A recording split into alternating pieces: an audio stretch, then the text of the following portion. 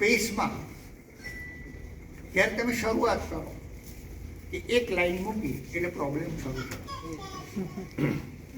તમને એમ થાય કે લાઈનોથી જ ચિત્ર કરો. અમે બધા પ્રોબ્લેમ્સ આપતા.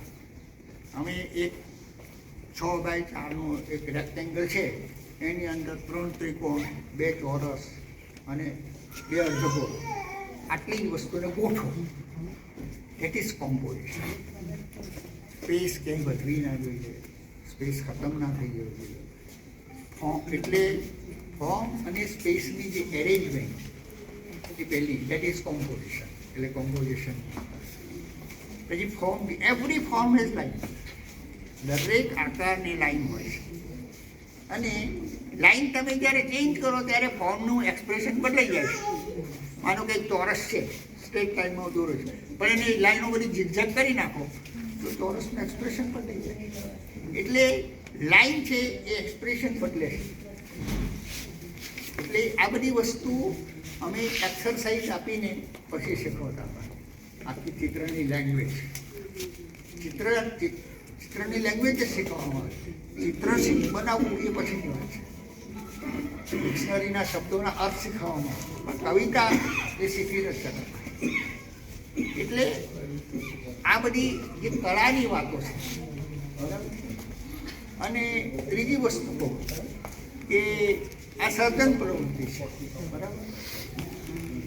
આપણા ધર્મશાસ્ત્રોમાં પણ એક સરસ સંગ્રહ કરેલા કે એક વસ્તુનું ઉપાદાન કારણ, દાખલા તરીકે ઘડો, તો ઘડાનું ઉપાદાન કારણ શું? માટી અને પાણી. માટીને પાણી જે ભેગા કરીને મૂકી દો તો ઘડો થઈ જાય છે? કોણ જોઈએ છે? સર્જક. મટીરિયલથી કશું નથી થતું, સર્જક આવે છે અને ત્યારે એનું સર્જન થાય. એટલે જે આ સર્જન પ્રક્રિયા છે, અને સર્જન અને સર્જક, એનો સર્જનાર, એ બંનેનો એક આનંદ હોય છે.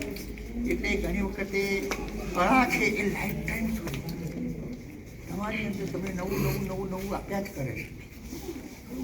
4 મિત્રોથી તમે કંટાળી જાઓ છો, રંગોથી કંટાળો નથી આવતો, એ કન્ટિન્યુઅસ ચાલ્યા જ કરે છે. એટલે જે કળા છે, અને ત્રીજી છેલ્લી એક વાત તમને કરું, કદાચ મગજમાં નહીં ઉતરે. Art is artificial.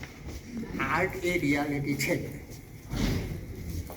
તમે એક કપનું ચિત્ર કરો ચા પીવાના, તેમાં ચા પી શકાય? આર્ટિફિશિયલ છે, એ રિયાલિટી છે જ નહીં. રિયાલિટીમાંથી આર્ટ આવે છે. માનો કે એક જગ્યાએ એક એક્સિડન્ટ થયો, પોલીસવાળો આવ્યો, 4 જણા ભેગા થઈને ઝઘડવા માંડ્યા, બોલવા માંડ્યા, અને એક રાઇટર ખૂણા ઉપર ઊભો હતો. એને બધું જોયું. હા, વાહ, સરસ છે, સબ્જેક્ટ સરસ છે. એ ઘરે ગયો, એને બધા પાત્રોનું લેખન, પણ એની અંદર એને 6 પ્રકારના રસ, હાસ્ય રસ, બીભત્સ રસ ને બધા ઉમેર્યા. જે ત્યાંથી એનો એક જો એક્સિડન્ટ મૂકી દો તો મજા આવે નહીં, પણ અંદર રસ ઉમેરે ત્યારે ડ્રામા બને છે. આર્ટિફિશિયલ છે ત્યારે ડ્રામા બને છે. એટલે આ આર્ટિફિશિયલ જે એનો જ આનંદ છે, એ આપણને આનંદ આપવા માટે એમાં આર્ટિફિશિયલનેસ ઉમેરવામાં આવે છે.